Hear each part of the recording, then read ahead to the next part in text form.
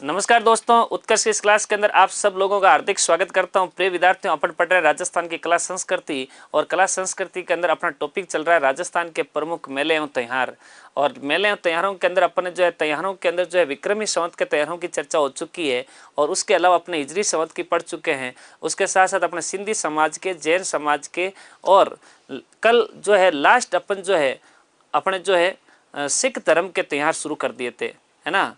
तो सिख धर्म के त्यौहार अपन जो है कल शुरू कर चुके थे और इसके अंदर मैंने आपको गुरु नानक जयंती पढ़ा दी थी और गुरु गोविंद सिंह जयंती पढ़ा दी थी। सिखों के दो त्यौहार और बचते हैं, उनकी पहले चर्चा कर लेते हैं और उसके बाद अपने ईसाइयों के त्यौहार पढ़ेंगे। तो फिर त्यौहार नाम का टॉपिक क्या हो जाएगा, आपके समाप्त हो जाएगा। ठीक है, तो कल गुरु नानक जयंती हो गई और अपने कौन सी हो गई, गुरु गोविंद सिंह जयंती। आज उसके कंटिन्यू अपन बढ़ा रहे हैं सिखों के त्यौहार, सिखों के त्यौहार, सिखों के त्यौहार, सिखों के त्यौहार, सिखों के त्यौहार। सिखों के त्योहारों के अंदर अपन चर्चा करते हैं 3 नंबर त्यौहार जिसका नाम है लोहड़ी। लोहड़ी, लोहड़ी पर्व है, लोहड़ी पर्व है। लोहड़ी जो पर्व है यह मनाया जाता है मकर संक्रांति की पूर्व संध्या। कौन सी संक्रांति? मकर संक्रांति, मकर संक्रांति की पूर्व संध्या। और मकर संक्रांति आती कब? 14 जनवरी को। कब आती है?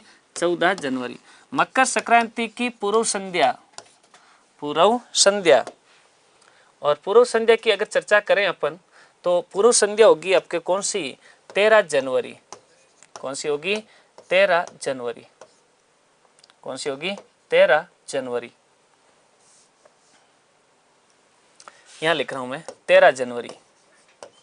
13 जनवरी को मनाया जाता है, को मनाया जाता है, याद रखना भाई, मनाया जाता है, याद रखना। कौन सी है? 13 जनवरी को मनाया जाता है। हाँ जी, मकर संक्रांति की पूर्व संध्या यानी 14 जनवरी की पहली तारीख कौन सी होगी? अपने 13 जनवरी को मकर संक्रांति के सॉरी ये जो है अपने क्या मनाएंगे? लोहड़ी पर्व। ये सिख धर्म लोहड़ी पर्व क्यों मनाता है? तो ऐसा कहा जाता है कि सिख धर्म के लोग क्या करते हैं इस समय, ये जो 14 जनवरी का मौसम होता है इस समय थोड़ा सा अपने एक तो रबी की जो फसल होती है वो रबी की फसल जो है इनके आ जाती है, यानी कि उस फसल आने की खुशी के अंदर ये मनाते हैं। दूसरा ये है कि इन फ्यूचर जो आगे की जो खेती करेंगे तो उसकी मतलब जो है अच्छे संकेत मिले, उसके लिए भी ये लोहड़ी पर्व मनाते हैं। और इस दिन ये सिख धर्म के लोग जो है अपना दान पुण्य भी करते हैं, ठीक है ना। और ऐसा कहते हैं कि लोहड़ी से एक महीना पहले ये लोग क्या करेंगे, जगह जगह से जो है अपन जो है ये मतलब जो है लकड़ियाँ वगैरह इकट्ठे करके लाएंगे और लोहड़ी पर्व वाले दिन मतलब जो है घर के आगे शाम को लकड़ियाँ जलाएंगे और लकड़ियाँ जला करके अपने डांस के साथ इस जो है क्या करेंगे, पर्व मनाएंगे, ठीक है ना।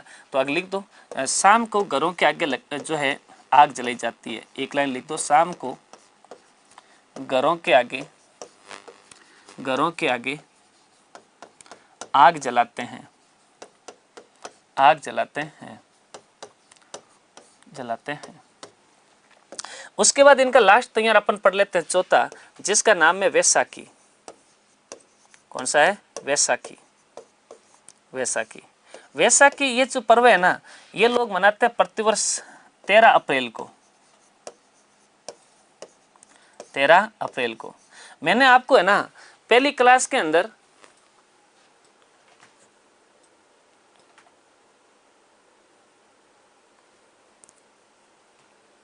मैंने आपको मतलब जो है ना पहली क्लास के अंदर बताया था कि भाई ये जो अपना जो है ना सामी पे जो बैठाया था कि भाई जो है चैत तो जो है मार्च और अप्रैल में आता है, वैसाख अप्रैल मई के अंदर आता है। ये चीज़ें मैंने आपको पहले सामी पे बैठाया था उस सारणी के अंदर। तो देखो अपना विक्रमी संवत का जो वैसाख महीना है जो अंग्रेजी कैलेंडर के अप्रैल महीने के अनुसार मनाया जाता है, ठीक है ना। वैसाख महीना किस आता है? अप्रैल में। इसलिए सिखों का जो ये पर्व है ना वैसाख, ये वैसाख के महीने में विक्रमी संवत का वैसाख महीने मनाया जाता है, इसलिए नाम पड़ा वैसाखी। और अंग्रेजी कैलेंडर की तारीख फिक्स कर रखी है कौन सी? 13 अप्रैल। कौन सी? 13 अप्रैल। ऐसा कहा जाता है कि 13 अप्रैल 1699 के दिन गुरु गोविंद सिंह का गुरु पद पर आसीन होता है, यानी उस दिन उनका राज्याभिषेक होता है। गुरु गोविंद सिंह का क्या होता है? राज्याभिषेक। और गुरु गोविंद सिंह 1699 के अंदर 13 अप्रैल 1699 जब राज्याभिषेक हुआ तो उन्होंने जो है अपने सिख धर्म के लिए अपने खालसा वर्ग की स्थापना की थी। किसकी स्थापना की थी? खालसा वर्ग की। तो खालसा वर्ग की स्थापना की, इस वजह से ये लोग इस पर्व को 13 अप्रैल को किस रूप में मनाते हैं? वैसाखी के पर्व के रूप में मनाते हैं। तो एक लाइन लिख दो इसके अंदर, 13 अप्रैल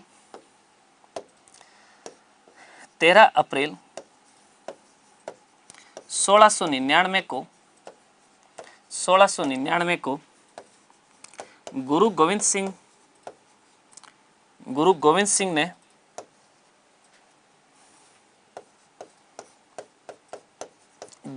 सिंह ने खालसा पंथ की स्थापना की।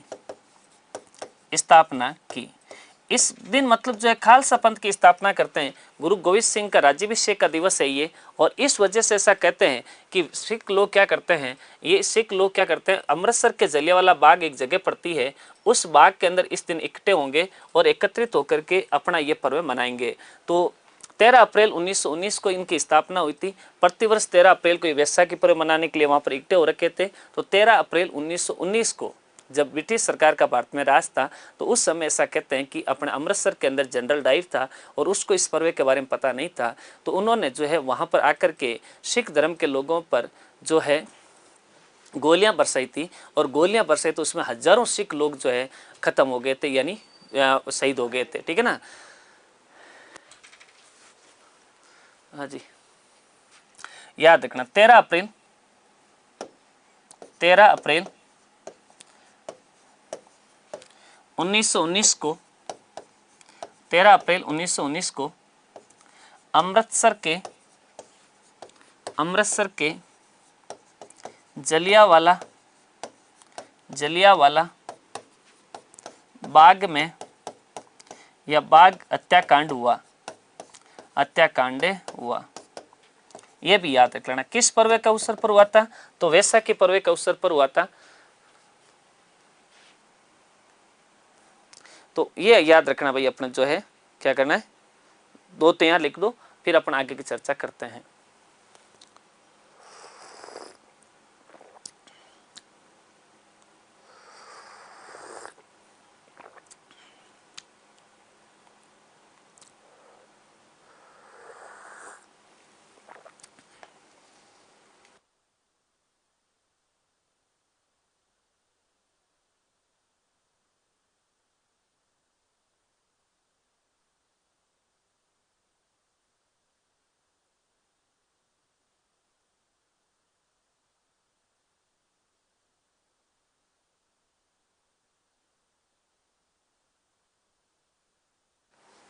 तो सिखों के ये 4 त्योहार हो गए। गुरु नानक जयंती हो गया, साथ साथ में अपने गुरु गोविंद सिंह जयंती, लोहड़ी पर्व और वैसाखी। और यहाँ पर सिख धर्म के त्योहार अपन क्या करते हैं दोस्तों, समाप्त करते हैं। ओके, चलो नेक्स्ट।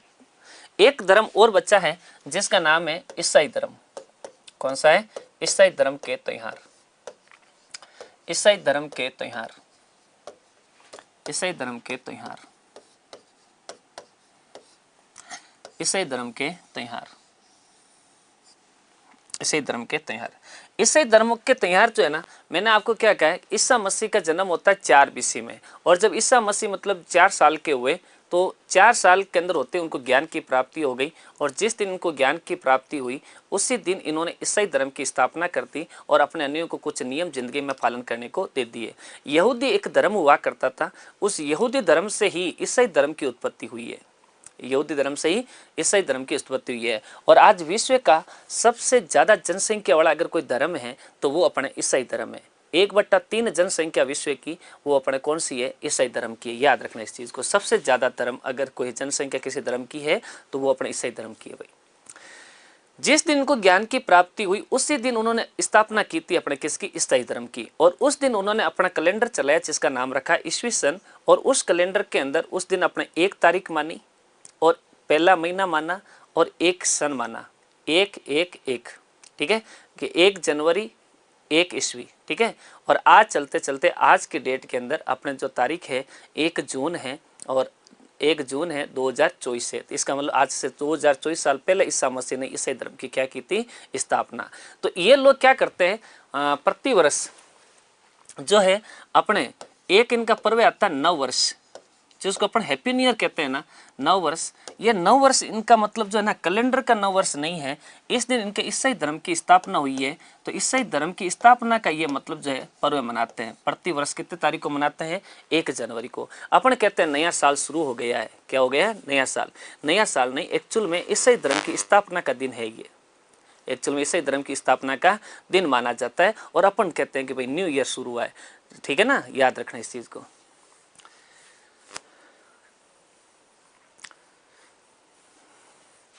हाँ जी, नेक्स्ट अपन बात करते हैं इनका दूसरा है अपने जो है क्रिसमस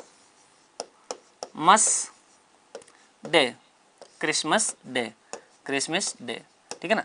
क्रिसमस जो डे है ना, ये इनका प्रतिवर्ष तारीख फिक्स है 25 दिसंबर। कौन सा दिसंबर है, 25 दिसंबर। प्रतिवर्ष क्रिसमस डे 25 दिसंबर को मनाया जाएगा। और कहते हैं कि इस दिन मतलब जो है अपने जो है ईसा मसीह का हैप्पी बर्थडे मनाया जाता है। क्या मनाया जाता है, हैप्पी बर्थडे। ईसा मसीह का जन्म दिवस मनाया जाता है, ईसा मसीह का जन्म दिवस, जन्म दिवस। तो इस जन्म दिवस मनाया जाता है। कॉन्वेंट स्कूलों में खूब मनाया जाता है भारत के अंदर, और चर्चों में जो चर्च होते हैं इनके, गिरजाघर कहते हैं, यहाँ पर ये खूब लोग मतलब इनको मनाते हैं, ठीक है ना। और अपन सेंटा कोज अपन कहते ही हैं, सेंटा कोज आएगा गिफ्ट लेके आएगा, तो सेंटा कोज आता है, इस दिन ध्यान रखना, ठीक है ना। लेकिन अभी 25 दिसंबर जो है अपने भारत के पूर्व प्रधानमंत्री हुए थे जिनका नाम था अटल बिहारी वाजपेयी साहब। तो अटल बिहारी वाजपेयी साहब का हैप्पी बर्थडे होता है। क्या होता है, हैप्पी बर्थडे। और उस दिन को, उस जयंती को हमने जो है हमारी सरकार के द्वारा सुशासन दिवस के रूप में मनाने की घोषणा की गई थी। तो अपने एक नोट करके लिख देना, 25 दिसंबर सुशासन दिवस मनाया जाता है। 25 दिसंबर सुशासन दिवस मनाते हैं, दिवस मनाते हैं हम। 25 दिसंबर को क्या मनाते हैं, सुशासन दिवस मनाते हैं अटल बिहारी वाजपेयी साहब की जयंती के अवसर पर, जयंती के अवसर पर। ध्यान रखना इस चीज को, 25 दिसंबर अटल बिहारी वाजपेयी जयंती। पूर्व प्रधानमंत्री, पूर्व पीएम अटल बिहारी वाजपेयी की जयंती। इसलिए अपन कौन सा दिवस मनाते हैं, सुशासन दिवस मनाएंगे हम। क्रिसमस डे नहीं मनाएंगे, हम मनाएंगे क्या, अपने सुशासन दिवस। तो ईसाइयों के 2 त्यौहार तो अपन यहाँ पर कंप्लीट करते हैं, फटाक से लिख लो। नव वर्ष 1 जनवरी को, दूसरा लिखो क्रिसमस डे 25 दिसंबर, 25 दिसंबर, 25 दिसंबर।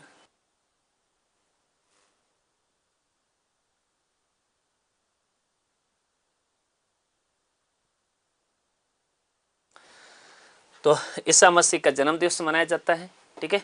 और नेक्स्ट 25 दिसंबर को सुशासन दिवस मनाएंगे अपन, अटल बिहारी वाजपेयी का जयंती है, ठीक है ना। इस वजह से अपन क्या मनाएंगे, जो है सुशासन दिवस। अब देखो, अब लिखना मत हो, पहले सुनना इस चीज को, बाद के अंदर लिखना, जब मैं कहूँ तब उतारना, पहले मत उतारना, ठीक है ना जी। इधर देखो, अपने ईसाइयों के 3 त्यौहार है। एक तो है गुड फ्राइडे, अभी लिखना मत कुछ भी। एक तो है गुड फ्राइडे, एक है अपने ईस्टर, और एक है असेंशन डे, ये 3 त्यौहार याद रखना है। कब मनाएंगे, कैसे मनाएंगे, क्यों मनाएंगे, सुनो मेरी बात को। मैंने आपको क्या बताया कि ईसा मसीह, ये जो ईसाई धर्म है वो जो है यहूदी धर्म से अलग हुआ है। किस धर्म से अलग हुआ है, यहूदी धर्म से। तो ईसा मसीह जब ज्ञान की प्राप्ति हुई, यहूदी लोगों को अपनी ओर जोड़ रहे थे, अपने अनुयायी बना रहे थे, ईसाई धर्म के अंदर ज़्यादा प्रचार हो रहा था, तो यहूदी राजाओं को और यहूदी लोगों को यूँ लगा यार अपना धर्म खतरे में आ जाएगा। तो ऐसा कहा जाता है कि भाई जो है ना, यहूदी राजाओं के द्वारा ईसा मसीह को गिरफ्तार किया जाता है और ईसा मसीह को गिरफ्तार करके शुक्रवार के दिन इनको सूली पर लटका देते हैं। शुक्रवार को क्या करते हैं? सूली पर लटका देते हैं। और शुक्रवार को जब सूली पर लटकाया गया तो शनिवार और अगला कौन सा? रविवार।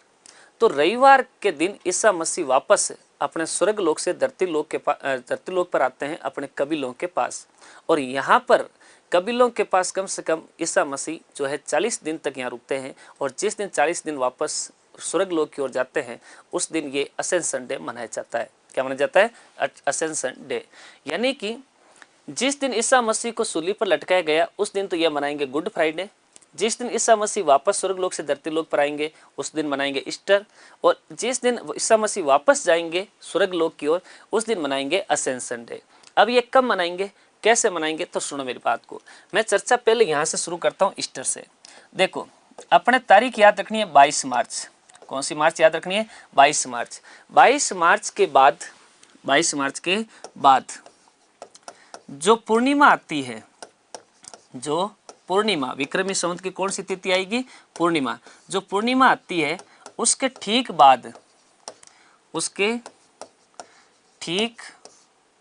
बाद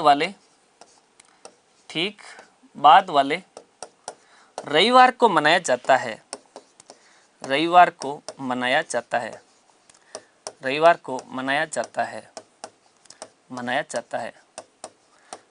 जाता है, याद रखना। देखो, 22 मार्च के बाद क्या आनी चाहिए? पूर्णिमा। और पूर्णिमा के ठीक बाद क्या आना चाहिए? रविवार। उस रविवार को ये लोग क्या मनाएंगे? ईस्टर मनाएंगे। क्या मनाएंगे? ईस्टर। जबकि गुड फ्राइडे ईस्टर के पहले वाले शुक्रवार को, ईस्टर के पहले वाले शुक्रवार को मनाया जाता है।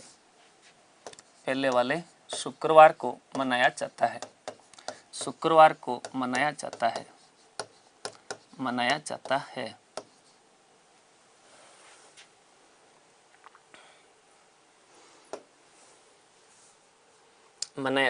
है। अच्छा, असेंशन डे ईस्टर के 40 दिन बाद मनाया जाता है। ईस्टर के 40 दिन बाद मनाया जाता है। 40 दिन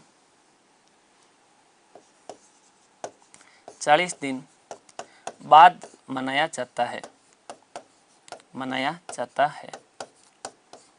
समझे मेरी बात को कि भाई शुक्रवार के दिन सूली पर लटकाया, गुड फ्राइडे। ईसा मसीह को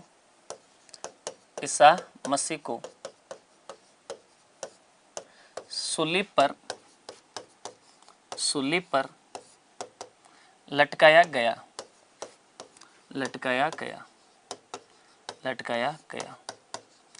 उसके लिए तो क्या मनाएंगे? ये गुड फ्राइडे।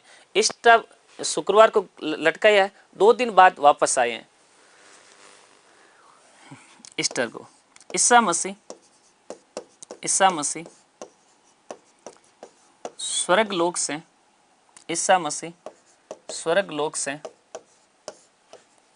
लोक से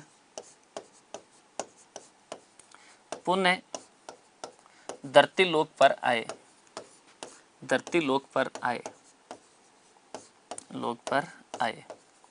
जब ईसा मसीह पुनः स्वर्ग लोक से धरती लोक पर आए तो इस दिन मनाएंगे ईस्टर। और ईस्टर से अपने असेंशन डे ईसा मसीह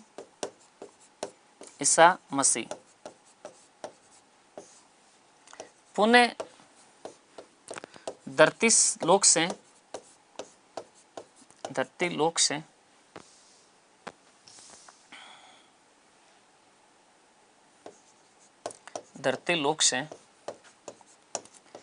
स्वर्ग लोक चले गए।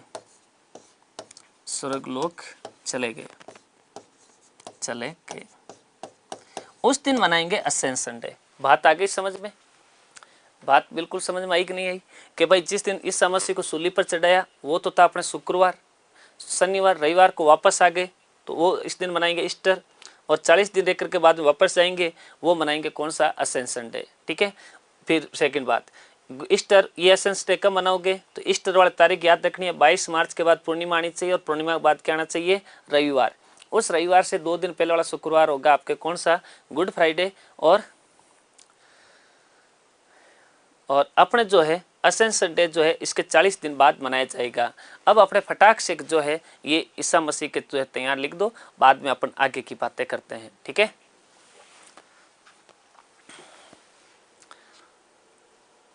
हाँ जी,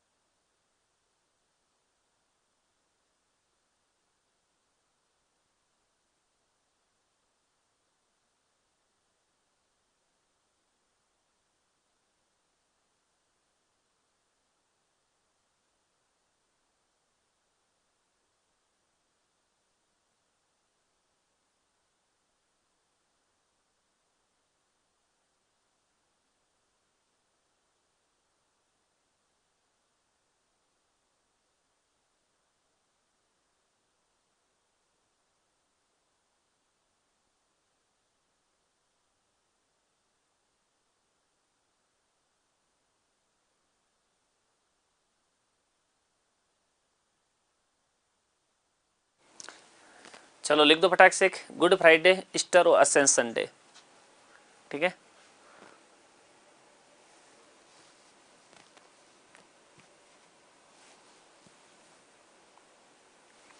चलो जी, धन्यवाद आपका। और ये अपने जो है सारे के सारे त्योहार अपन जो है यहाँ पर क्या कर चुके हैं, समाप्त कर चुके हैं। अब कुछ मेले हैं उनकी चर्चा अपन करेंगे, ठीक है ना। और मेले चर्चा करने के बाद अपना ये टॉपिक क्या होगा, समाप्त। तो सबसे पहले अपन चर्चा करते हैं प्रमुख मेले। कौन सा है, प्रमुख मेले, प्रमुख मेले, प्रमुख मेले, हेडिंग डाल दो प्रमुख मेले, ठीक है। प्रमुख मेलों के अंदर सबसे पहले एक मेला लिखो जिसका नाम है राजा भर्तृहरि का मेला, राजा भर्तृहरि का मेला, राजा भर्तृहरि का मेला, राजा भर्तृहरि का मेला। राजा भर्तृहरि का मेला राजस्थान के जिस शहर में लगता है उस शहर का नाम है अलवर। कौन सा शहर है, अलवर के अंदर राजा भर्तृहरि का मेला लगता है भाई। कौन लगता है, राजा भर्तृहरि का मेला अलवर के अंदर लगता है। देखो कोई चीज़ अगर छूट भी जाए ना तो 1-2 लाइन छूटती है तो जगह छोड़ दिया करो, और ज़्यादा अगर रह गई है तो इसका मतलब आपने लिखा नहीं है, ठीक है ना। ज़्यादा से ज़्यादा 1 लाइन छूट सकती है, ठीक है ना। तो आप उस चीज़ को वहाँ से जगह छोड़ दो, बाद के जैसे क्लास एंड होती है पूरी PDF आपके सामने आएगी, उसमें लिख लेना पड़े, ठीक है ना। चलो, हाँ, राजा भर्तृहरि का जो मेला है राजस्थान के अलवर जिले के अंदर लगता है। कहाँ पे लगता है भाई, राजस्थान के अलवर जिले के अंदर। दोस्तों याद रखना, राजा भर्तृहरि का जो ये मेला है, इस मेले का उपनाम याद रखना भाई। क्या याद रखोगे, उपनाम। देखो अलवर भरतपुर का जो क्षेत्र, अलवर का जो क्षेत्र है ना, उसको अपन मत्स्य प्रदेश कहते हैं। क्या कहते हैं, मत्स्य प्रदेश। और मत्स्य प्रदेश का ये सबसे बड़ा मेला माना जाता है। मत्स्य प्रदेश का क्या है, सबसे बड़ा मेला है। इस वजह से इस क्लास जो है इस, हाँ जी, इस मेले के अंदर सबसे ज़्यादा जो है उस क्षेत्र के लोग आते हैं। इस वजह से इसको कुंभ कहा जाता है। यानी कि मत्स्य प्रदेश का क्या कहते हैं, इसको कुंभ कहते हैं। मत्स्य प्रदेश का कुंभ कहा जाता है। इसको क्या कहते हैं, मत्स्य प्रदेश का कुंभ कहते हैं। और इस मेले के अंदर ज़्यादातर मतलब जो है ना, वो साधु सन्यासी भी आते हैं जिनको मतलब इस सांसारिक मोह माया से कोई लेना देना नहीं होता है, और वो मतलब कानों में कुंडल धारण किए होते हैं, जिसको अपन कहते हैं कनपट्टे जोगी। कौन से जोगी होते हैं, कनपट्टे। तो कनपट्टे साधुओं का ये कुंभ भी कहलाता है, याद रखना भाई। कनपट्टे, कनपट्टे साधुओं का, साधुओं का कुंभ कहते हैं इसको। कनपट्टे साधुओं का क्या कहते हैं, कुंभ कहा जाता है। याद रखना भाई, किसको, राजा भर्तृहरि के मेले को। ये राजा भर्तृहरि का मेला जो है ना, ये वर्ष में 2 बार लगता है। वर्ष में कितनी बार लगता है, 2 बार। वर्ष में 2 बार लगता है। कितनी बार लगता है, 2 बार। एक तो लगता है अपने वैशाख महीने में। किस में लगता है, वैशाख महीने में। और एक लगता है भाद्रपद माह में। एक कब लगता है, भाद्रपद माह में। वैशाख और भाद्रपद दोनों की याद रखना। वैशाख शुक्ल सप्तमी और अष्टमी, सप्तमी और अष्टमी, सप्तमी और अष्टमी, वैशाख शुक्ल सप्तमी और अष्टमी को लगता है और भाद्रपद शुक्ल सप्तमी और अष्टमी को लगता है। ठीक है ना।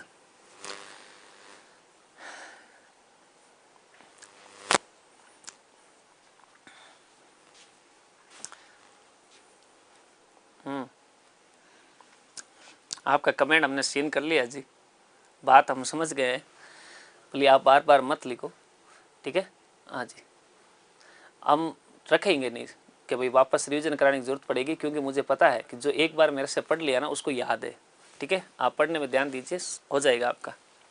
हाँ जी, राजा भर्तरी का मेला अलवर के अंदर लगता है। उपनाम मत्स्य प्रदेश का कुंभ कहते हैं, कनपटे सातों का इसको कुंभ कहा जाता है और वर्ष में 2 बार मेला लगता है, वैशाख और भाद्रपद में। सबसे बड़ा मेला तो लगेगा अपने किस में, भाद्रपद में। ठीक है ना, भाद्रपद में सबसे बड़ा लगता है। शुक्ल सप्तमी और अष्टमी को लगता है, याद रखना। ये जो राजा भर्तरी है, ये भाई राजा भर्तरी कौन है, इस राजा भर्तरी के बारे में कौन है भाई, ये कैसे मतलब जो है, देखो राजा भर्तरी जो राजा था ना, ये राजा था उज्जैन का। कहाँ का राजा था, उज्जैन का राजा हुआ करता था। और उज्जैन कहाँ जगह पड़ती है, एमपी के अंदर जगह पड़ती है, मध्य प्रदेश में। कहते हैं कि इस राजा भर्तरी जो था, इस राजा भर्तरी की एक रानी थी, उस रानी का नाम था पिंगला रानी। कौन सी रानी थी, पिंगला रानी। और राजा भर्तरी जिसका गुरु हुआ था, उस गुरु का नाम था गोरखनाथ जी। गोरखनाथ जी, जाम्बो जी के भी गुरु गोरखनाथ जी हैं, जसनाथ जी के भी गुरु गोरखनाथ जी हैं, गोगा जी के भी गुरु गोरखनाथ जी है। राजा भर्तरी का भी गुरु कौन है, गोरखनाथ जी है।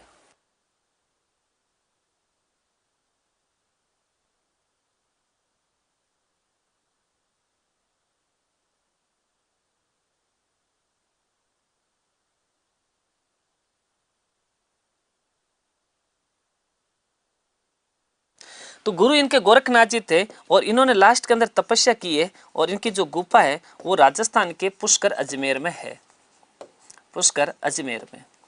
तो राजा भर्तरी की अपन जो है थोड़ी बहुत कहानी सुना देता हूँ आपको। ठीक है, तो सुन लो भाई। राजा भर्तरी, राजा भर्तहरि, राजा भर्तहरि, राजा भर्तरी, पुष्कर अजमेर के अंदर इनकी जो है गुफा के अंदर है। सुनो मेरी बात को। राजा भर्तरी राजा था अपने कहाँ का, उज्जैन का। कहाँ का राजा हुआ करता था, उज्जैन का राजा हुआ करता था भाई। और ऐसा कहा जाता है कि राजा भर्तरी की एक रानी थी जिसका नाम था पिंगला रानी। वैसे तो 3-4 रानियां थी, लेकिन पिंगला रानी सबसे बड़ी सुंदर रानी थी इसकी, और उसके प्यार में ये राजा भर्तरी पागल था भाई। ठीक है ना। तो एक दिन रानी पिंगला और राजा भर्तरी बैठे थे और रानी पिंगला राजा भर्तरी को कहती है कि स्वामी, आज मुझे गिफ्ट के अंदर एक हिरण का शिकार चाहिए। क्या चाहिए, हिरण का शिकार। तो राजा भर्तरी ने कहा कि रानी, बस यही बात है, मैं तो तुम्हारे लिए चांद तारे तुरंत लेके आ सकता हूँ, ये हिरण का शिकार कोई बड़ी बात थोड़ी है।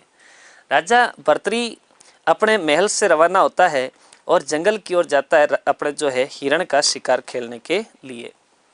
ऐसा कहते हैं कि राजा भर्तरी जंगल के अंदर गया और जाकर के उसने एक हिरण को मार दिया, हिरण को मार दिया। हिरण को मार करके उसको अपने घर की ओर ले जाने लगा। तो उस समय गुरु गोरखनाथ जी उस जंगल के अंदर आ जाते हैं अपने चेलों के साथ, 5-7 चेले थे उनके साथ आ गए थे। और गुरु गोरखनाथ जी जब ये सीन देखते हैं तो गुरु गोरखनाथ जी राजा भर्तरी के पास आके कहते हैं कि राजा भर्तरी, तूने इस बेचारे जीव को क्यों मारा, इसने तेरा मतलब क्या मतलब नुकसान पहुंचा है जिसकी वजह से तूने इसको मार दिया। तो कहा कि गुरुजी, मैं राजा हूँ और एक क्षत्रिय का धर्म होता है शिकार खेलना, तो मैंने शिकार खेला था, आज मैंने हिरण का शिकार कर लिया है। कहा रे राजा भर्तरी, ये तो बहुत बड़ा अन्याय किया, तूने किसी जीव की मतलब हत्या कर दी है। ठीक है ना। तो राजा भर्तरी गुरु गोरखनाथ जी को कहता है कि बाप जी, अपने ना ज़्यादा ज्ञान दो मत, आपको ज़्यादा जीवों पर अगर यूँ चिंता मतलब दया आ रही है ना, तो आप इतने साल से मतलब इधर उधर घूम रहे हो, तो आपने कुछ किया है तो मुझे बता दो, और अगर आपको ज़्यादा ही दया आ रही है तो आप मतलब दया ज़्यादा आ रही है तो उसको वापस जिंदा कर दो। तो गुरु गोरखनाथ जी के थोड़ा सा दिल के अंदर लगी कि यार ये क्या बात हो गई। गुरु गोरखनाथ ने अपना हाथों कलश से जल निकाला और हिरण के ऊपर मारा। हिरण भाई साहब जिंदा होकर के भागने लग गया। जैसे हिरण भागा, गुरु गोरखनाथ ने देख लिया भी, राजा भर्तरी ने देख लिया भी गुरु जी जो है तो चमत्कारी। तो गुरु गोरखनाथ राजा भर्तरी को बहुत अच्छी अच्छी बातें बताते हैं और कहते हैं कि राजा भर्तरी, अब अपने तू ये काम कर, राजपाट को जो है त्याग दे और अपने भगवान की भक्ति कर, हमारे साथ चल, मतलब जो है भगवान की भक्ति करते हैं। ये सांसारिक मोह माया में क्या रखा है। तो राजा भर्तृहरि कहता है गुरु गोरखनाथ को कि गुरु जी अभी तो मुझे प्रजा की सेवा करनी है, ठीक है ना, और मेरी रानी पिंगला है जो मेरे बिना रह नहीं सकती है। अगर मैं आपके साथ चला जाऊंगा तो पीछे रानी पिंगला हो सके खाना नहीं खाएगी, भूखी मर जाएगी। ये गुरु गोरखनाथ ने कहा जी राजा भर्तृहरि ये सब तेरा वहम है, इस दुनिया में कोई किसी का नहीं है, ठीक है ना, तो तेरा ये वहम है और उस वहम को भी मुझे लगता है कि मुझे एक ट्रेलर दिखाना पड़ेगा तुझे, तब जाकर के तू मानेगा कि भाई अपना कोई है या नहीं है। तो राजा भर्तृहरि गुरु गोरख जी को कहते हैं कि ठीक है आप मुझे बता दीजिए कैसे नहीं है, रानी पिंगला तो मेरे बिना खाना तक नहीं खाती है। तो गुरु गोरखनाथ जी कहते हैं कि राजा भर्तृहरि चल एक काम करते हैं, मैं तुझे एक अमर फल देता हूँ, ठीक है, उस अमर फल को तू लेके जा अपने महल के अंदर और जाकर के अपनी रानी पिंगला को कहना कि ये अमर फल मेरे गुरुजी ने दिया है, इस अमर फल को खाने से आदमी का आज जैसा शरीर है वो वैसे का वैसा ही रहता है, जिंदगी भर वो कभी मतलब खत्म नहीं होगा, वैसे का वैसा ही रहेगा। तो गुरु गोरखनाथ जी राजा भर्तृहरि को अमर फल देता है और राजा भर्तृहरि अमर फल लेकर के अपने घर पहुंचता है, महल के अंदर पहुंचता है और रानी पिंगला को कहता है कि पिंगला रानी ये लो अमर फल खाओ और खा के अमर हो जाओ। तो रानी पिंगला जो है राजा भर्तृहरि का जो गुरु गोरखनाथ का दिया हुआ अमर फल था वो राजा भर्तृहरि से लेकर के अपने कमरे के अंदर जाती है और जाकर के मन में विचार करती है कि अगर ये अमर फल मैं खाऊंगी तो मैं अमर रहूंगी, इससे तो अच्छा अगर ये अमर फल मेरा बॉयफ्रेंड खा ले। और बॉयफ्रेंड कौन? बॉयफ्रेंड राजा भर्तृहरि के दरबार में एक कोतवाल था उसका, ठीक है ना, तो कहा कि अगर वो खा ले तो मतलब वो अमर रहेगा। तो रानी पिंगला जाकर के अमर फल दे देती है कोतवाल को। अब कोतवाल ने जब अमर फल लिया तो कोतवाल ने भी मन में विचार किया यार ये अमर फल मैं खाऊंगा तो मैं अमर रहूंगा, इससे तो अच्छा अगर मेरी गर्लफ्रेंड खा ले, ठीक है ना। और गर्लफ्रेंड कौन है? गर्लफ्रेंड है राजा भर्तृहरि के दरबार में जो डांस कर रही थी वो उससे मतलब कोतवाल प्यार करता था। तो जाकर के वो कोतवाल अमर फल देता है अपने किसको? नृत्यांगना को, डांसर को देता है। डांसर ये अमर फल लेती है और मन में विचार करती है कि अगर ये अमर फल मैं खाऊंगी तो मैं अमर रहूंगी, इससे तो अच्छा अगर ये अमर फल राजा भर्तृहरि खा ले जिससे मैं प्यार कर रही हूं, अगर वो खा ले तो वो अमर रहेगा। इसलिए वो डांसर ला करके अमर फल वापस किसको देती है? राजा भर्तृहरि को। जैसे राजा भर्तृहरि ने अमर फल लिया और अमर फल लेकर के राजा भर्तृहरि रानी पिंगला को बुलाता है और कहता है कि रानी पिंगला मैंने जो तुझे अमर फल दिया था उसका क्या किया? तो रानी पिंगला कहते हैं कि राजा भर्तृहरि, राजा स्वामी मैंने उस अमर फल को खा लिया है। राजा भर्तृहरि ने कहा कि रानी पिंगला झूठ मत बोलो, बताओ अमर फल कहाँ है? तो कहा कि स्वामी आपकी कसम मैंने अमर फल क्या कर लिया? खा लिया है।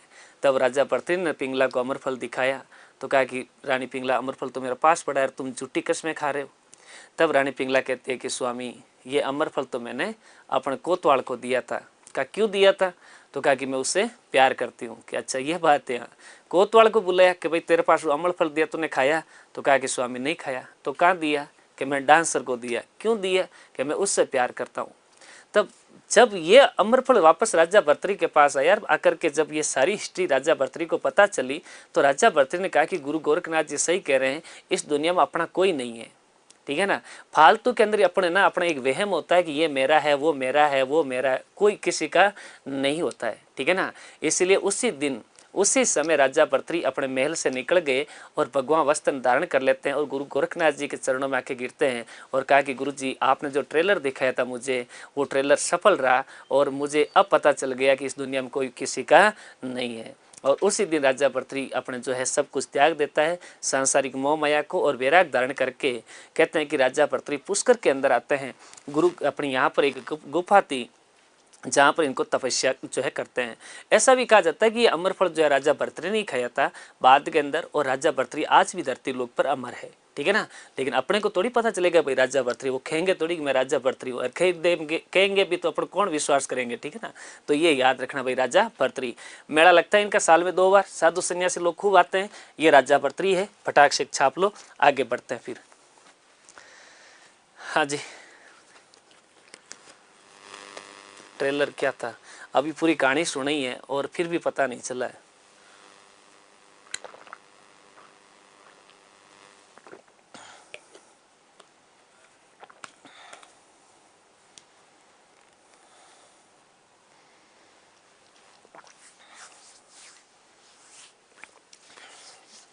हाँ जी, ये लो भाई अपने कौन सा है, राजा भर्तृहरि का मेला अलवर के अंदर।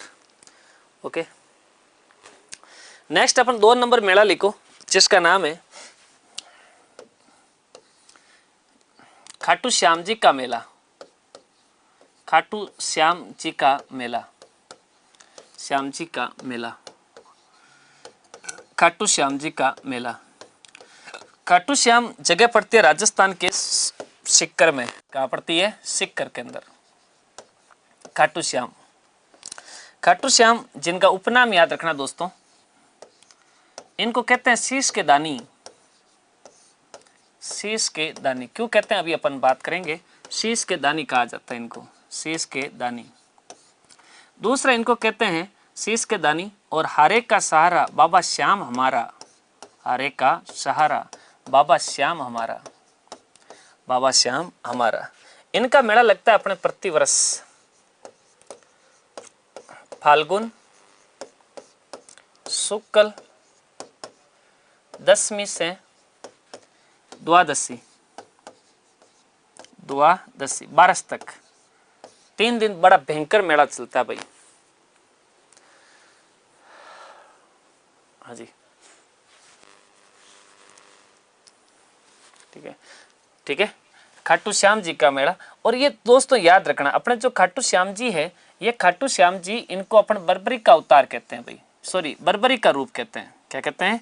बर्बरिक का रूप, बर्बरिक के रूप हैं, बर्बरिक के रूप हैं। खाटू श्याम जी किसके रूप हैं? बर्बरिक के रूप हैं।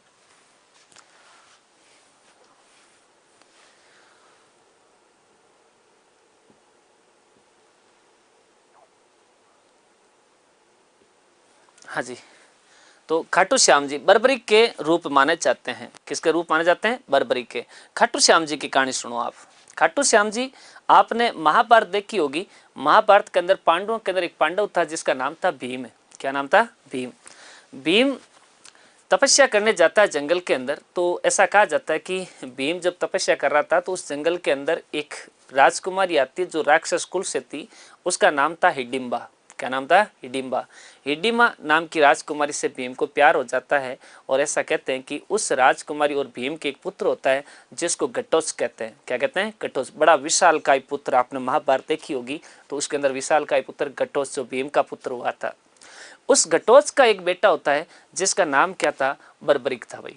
घटोत्कच का बेटा था, यानी भीम का क्या हो गया? पोता। इस बर्बरिक ने भगवान की तपस्या की थी, कठिन तपस्या की थी भगवान शंकर की। और इस बर्बरिक को मतलब जो है भगवान के द्वारा एक वरदान दिया गया कि इसके पास 3 मतलब जो है अपने जो है 3 मतलब जो है बाण थे। और उन तीनों बाणों से ऐसा कहा जाता है, खाटू श्याम जी मेला लिख देना, फाल्गुन शुक्ल दशमी से द्वादशी, ठीक है ना। हाँ, तो इसमें क्या होता है, उनको मतलब वरदान दिया गया था भगवान शंकर का कि वो अपने एक तीर से जो है सामने की जितने भी दुश्मन सेना होती ना उस सबको मार सकता था और उसका तीर वापस उसके तरकश में आ जाता, ऐसा उसको वरदान था। तो खाटू श्याम जी अपने जो है ना, बर्बरिक जो है घर पे बैठा था और बर्बरिक ने सुना था कि भाई महाभारत का युद्ध चल रहा है। तो बर्बरिक ने अपनी मम्मी को कहा कि मम्मी, मैं महाभारत युद्ध देखने जाना चाहता हूँ। तो इनकी मम्मी ने कहा कि बेटा, अगर तुम उस युद्ध भूमि में जाना चाहते हो तो पहले आपको मेरे को एक वचन देना पड़ेगा। का कौन सा वचन? तो कहा कि तुम उस युद्ध भूमि में जाओ और जाकर के तुम्हारा मन हो जाए कि मुझे युद्ध लड़ना है, तो आप मतलब जो है ना उस जीतने वाले के पक्ष की ओर युद्ध नहीं करोगे, आपको हारने वाले की तरफ से युद्ध करना पड़ेगा, क्योंकि आप हमेशा हारने वाले का साथ दोगे, ये वादा करके जाओ। तो बर्बरिक ने कहा कि ठीक है मम्मी, उस युद्ध भूमि के अंदर चाहे कोई हारे, चाहे पांडव हारेंगे या कौरव हारेंगे, जो हारेगा मैं उसका साथ दूंगा। इसलिए अपन कहते हैं हारे का सहारा बाबा श्याम हमारा, ठीक है ना। तो हारने वाला हमेशा जिंदगी में जब भी कभी हार मानते हो तो किसको याद करना चाहिए? खाटू श्याम को याद करना चाहिए, ठीक है ना। तो हारे का सहारा कौन है? बाबा श्याम हमारा है। तो बर्बरिक अपने घर से निकल जाता है और घर से निकल जाता है युद्ध भूमि की ओर आने के लिए। इस बात का पता चल जाता है भगवान कृष्ण को, और भगवान कृष्ण को पता चलता है कि बर्बरिक युद्ध भूमि में आ रहा है। और वो आते ही भगवान कृष्ण तो अंतर्यामी थे, सब कुछ जानते थे, और इस महाभारत युद्ध का पूरा जो है मामला ही उन्होंने सेट किया था, ठीक है ना। तो भगवान कृष्ण ने कहा यार बर्बरिक आएगा, बर्बरिक के पास ऐसा वरदान भी है, वो अपने जो है हारने वाले का पक्ष लेगा। अब मैं तो पांडवों को जिता रहा हूँ और वो अगर कौरवों के पास चला जाएगा तो फिर मामला तो गड़बड़ हो जाएगा, मेरा तो पूरा जो है खेल ही बिगाड़ देगा वो।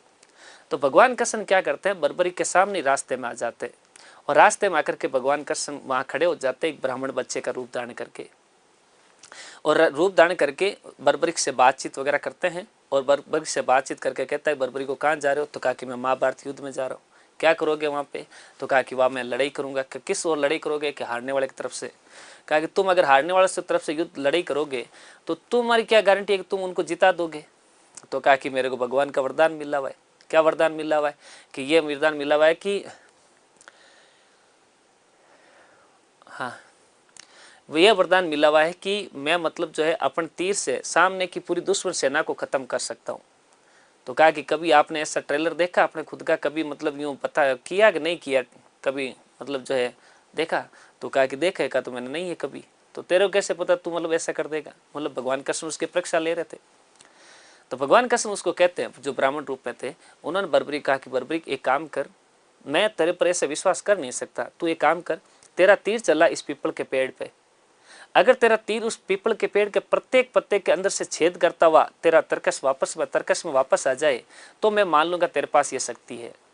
तो बर्बरिक उस ब्राह्मण को यानी भगवान कृष्ण को अपना ट्रेलर दिखाता है और जो है तीर चलाता है और तीर पीपल के प्रत्येक पेड़ जो पत्ता था उसको छेद करता हुआ लास्ट के अंदर भगवान कृष्ण ने क्या किया, एक पत्ता अपने पैर के नीचे छुपा लिया।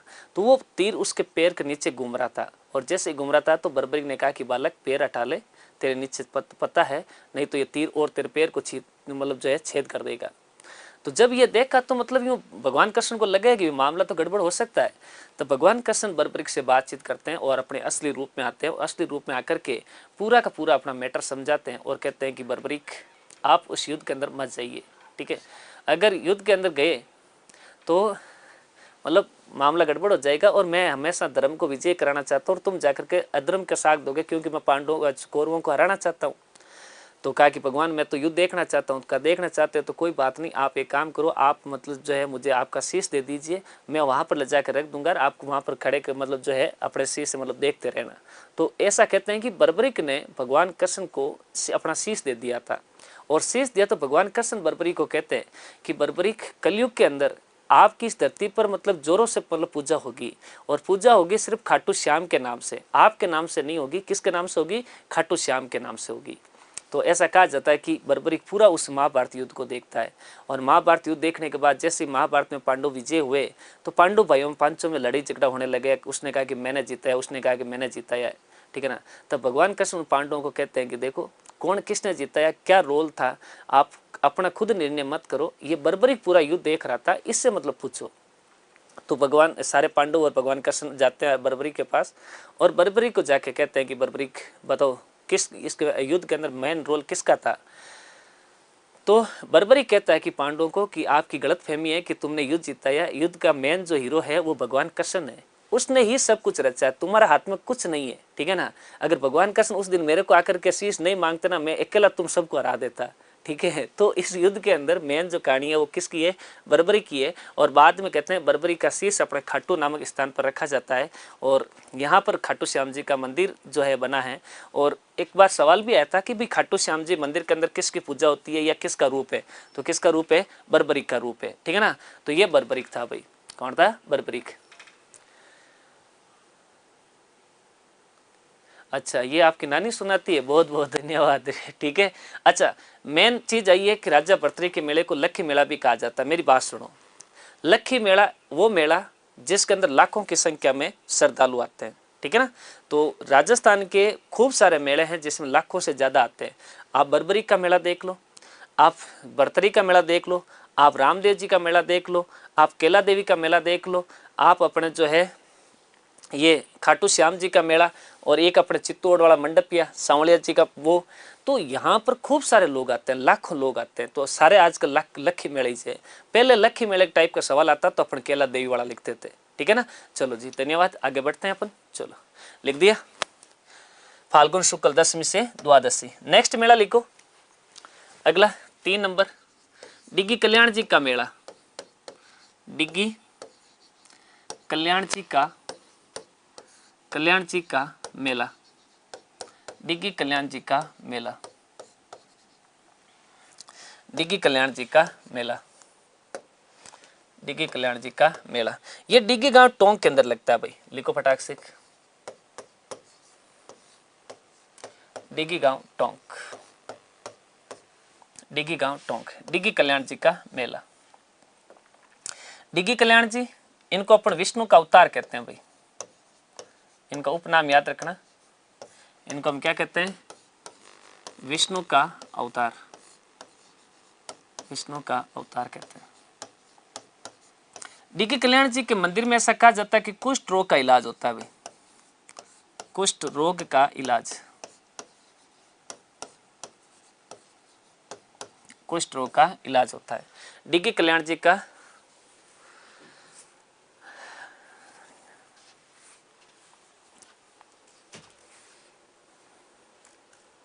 मेला, जहां पर कुष्ठ रोग का क्या होता है, इलाज होता है। चलो जी, डिग्गी कल्याण जी का मेला, कुष्ठ रोग का क्या होता है, इलाज होता है।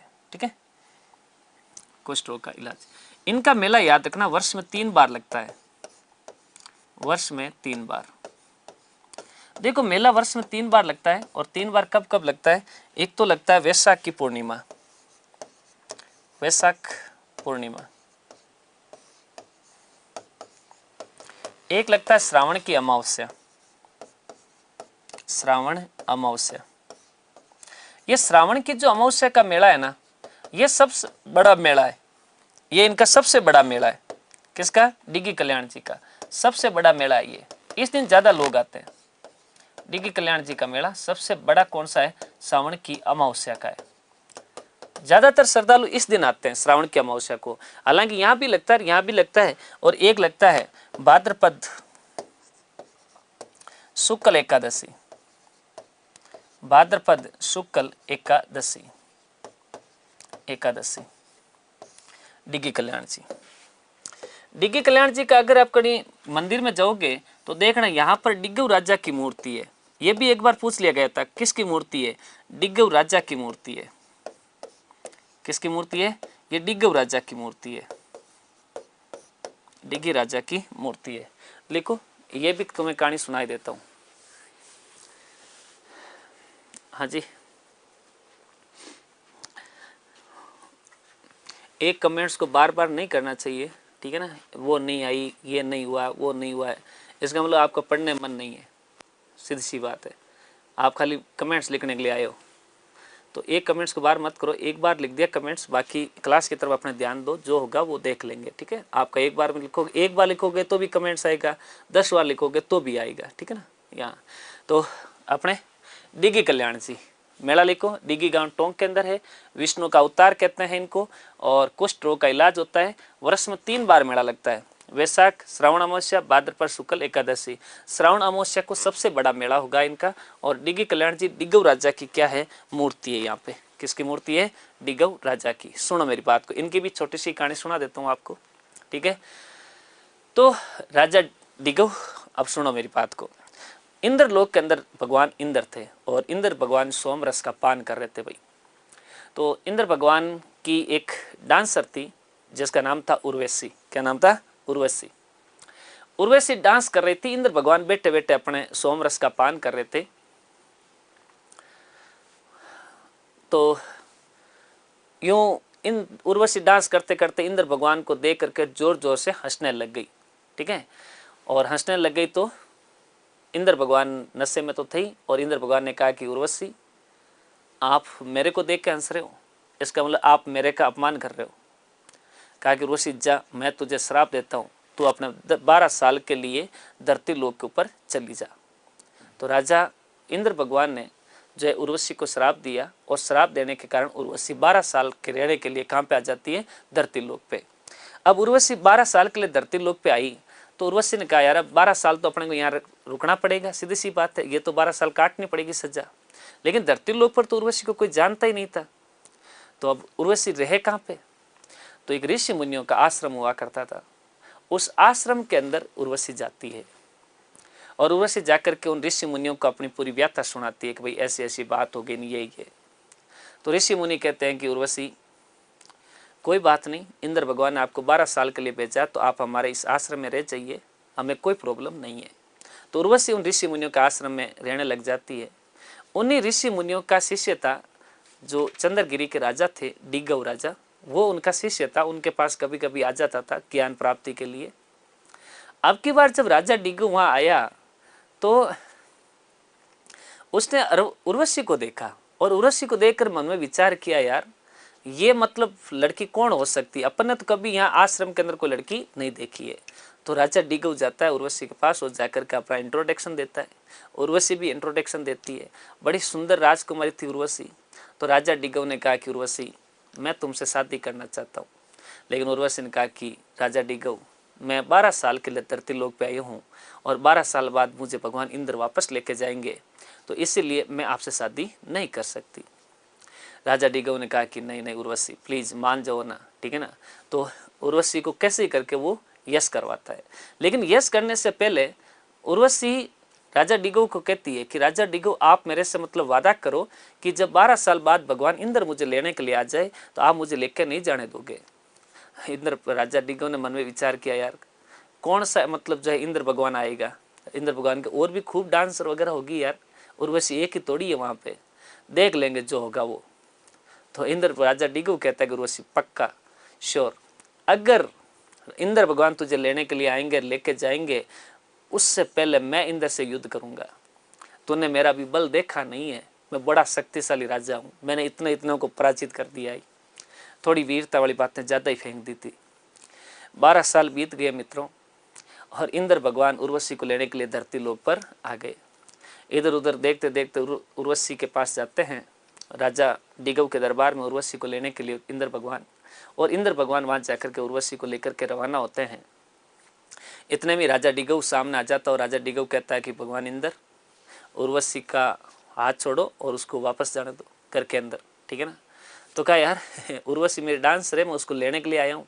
कि डांसर है नहीं थी, अब ये मेरी धर्म पत्नी है, इसलिए आप इसका हाथ नहीं पकड़ सकते, इसको कहीं नहीं लेके जा सकते।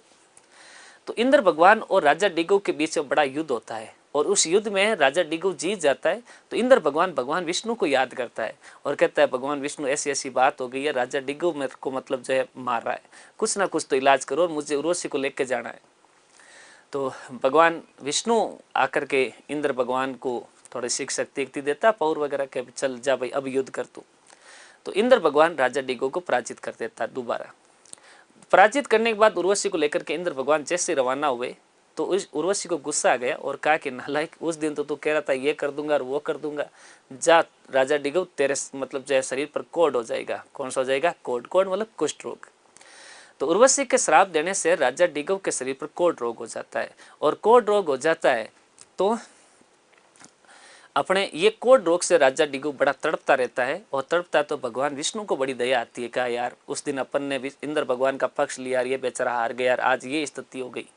तो भगवान विष्णु उसके सपने में आते हैं राजा डिगव के और आकर कहते हैं राजा डिगव कल अपने पूर्व दिशा की ओर जाना, वहाँ तेरे को एक भगवान मेरी मूर्ति मिलेगी, उस मूर्ति को जो नदी के किनारे मूर्ति पड़ी मिलेगी उस मूर्ति को वहाँ से उठाना और उठा करके अपने जो है मंदिर में स्थापित करवाना, तेरा ये कोढ़ रोग क्या हो जाएगा ठीक है। तो ऐसा कहा जाता है कि अगले दिन जो है उन्होंने वापस जो है वो मूर्ति जो है स्थापित की और स्थापित की तो उनका राजा डिगव का कुष्ठ रोग क्या हो गया ठीक। और यहाँ पर कहते हैं कि राजा डिगव की भी मूर्ति है और इस डिगव की मूर्ति को डिगी कल्याण जी का नाम दिया गया है और यहाँ पर कुष्ठ रोग का क्या होता है इलाज होता है।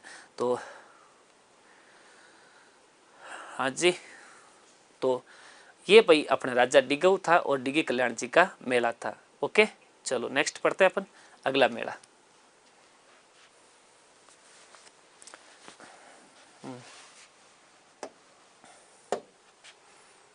नेक्स्ट मेला लिखो 4 नंबर कानन मेला। कौन सा मेला है? कानन मेला। कानन मेला ये मेला लगता है अपने कहाँ पे? बाड़मेर में। कहाँ पे लगता है? बाड़मेर में।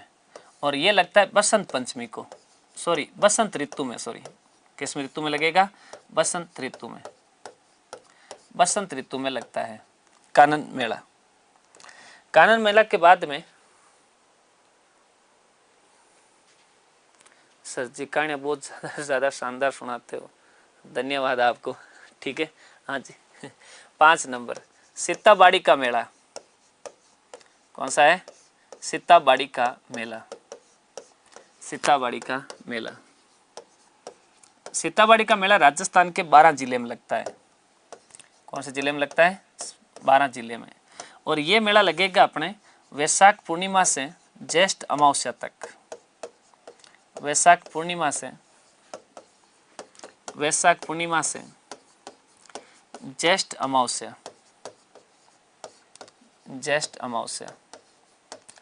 ज्येष्ठ अमावस्या। सीताबाड़ी वे स्थान है जहाँ पर लक्ष्मण सीता जी को छोड़ के गया था। कहते हैं कि भगवान राम जो है लोक लज्जा की वजह से सीता जी को तलाक दे देते हैं, तो सीता जी यहाँ पर आकर के निवास करते हैं और यहीं इनके लव किस का क्या होता है? जन्म होता है। तो सीताबाड़ी, ये शहर या जनजाति के लोग सबसे ज्यादा भाग लेते हैं भाई। कौन भाग लेते हैं? शहर या जनजाति के लोग, शहर या जनजाति के लोग भाग लेते हैं इसमें। ये हाड़ौती क्षेत्र के अंदर सबसे बड़ा मेला माना जाता है, इसलिए इस मेले को कहते हैं हाड़ौती का कुंभ। इसको हाड़ौती का क्या कहते हैं? कुंभ कहते हैं। हाड़ौती का कुंभ कहते हैं। ऐसा कहा जाता है कि इस 12 जिले के सीताबाड़ी स्थान पर 3 कुंड है। कितने कुंड हैं? सीताबाड़ी में 3 कुंड है। 3 कुंड बने हुए हैं। एक तो है सीता माता कुंड, सीता माता कुंड। एक है लक्ष्मण कुंड, लक्ष्मण कुंड, लक्ष्मण कुंड। और एक है सूरज कुंड। एक कौन सा है? सूरज कुंड, सूरज कुंड, सूरज कुंड। ऐसा कहते हैं कि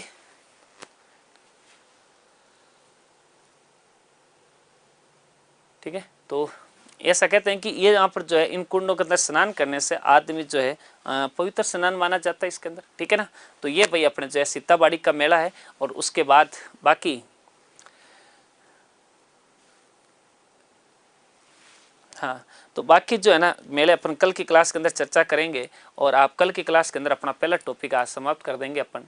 ठीक है, ओके, थैंक यू।